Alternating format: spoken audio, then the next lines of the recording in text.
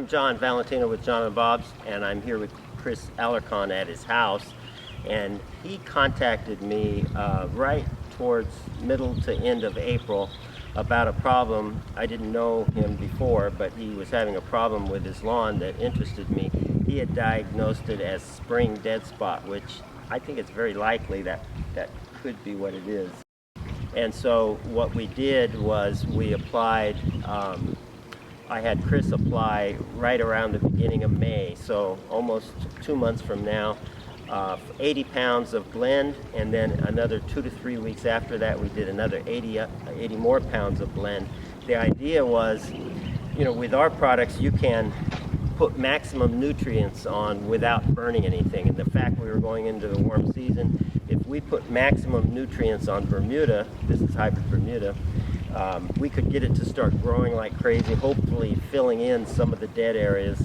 And the main problem when you have fungal disease is we want to build up the life in the soil, because good fungi are way stronger than the destructive fungus that's the cause of spring dead spot. So we did the 80 pounds blend twice, and then about 2 or 3 weeks after that we did 50 pounds of Nourish-Biosol. So we're maximizing nutrients, can't burn, can only do great things for the lawn, and we're maximizing life in the soil, which is going to combat that fungal disease. So interesting to me is some of the things you've been telling me recently, that this is a problem that you had for several years. Yeah, tell us about that. I know it's about 2 years ago. The lawn was not greening up in spring to summer. It wasn't greening up. So I went to Home Depot and got some fertilizer and put some down, and it just was not working. And so I figured I wasn't putting enough, so I put more down. And it would not take, and it started dying off in certain areas. It wasn't taking. What was I doing? I was watering it, and that wasn't even helping. And it was just kind of just really going bad. And I just came to a decision this year where I was just going to resod it, because I was not having any kind of luck. But when you had tried before to resod these sections, you couldn't get that to take either, right? Couldn't get it to take. I don't know, the soil was really hard. Yeah.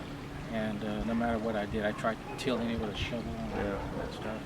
So since we made those applications, there's still some spots that didn't fill in with our strategy, but Chris got some sod and filled it in, and did some plugs from sod, and we'll get those on camera here. We're in front of one right here. So this is new sod, and the encouraging thing is this was a big dead area, and it was covering a little, but not really very quickly. So you got sod, planted it on there, and it's doing great. It's doing really good. So I think we've changed basically the makeup of the soil.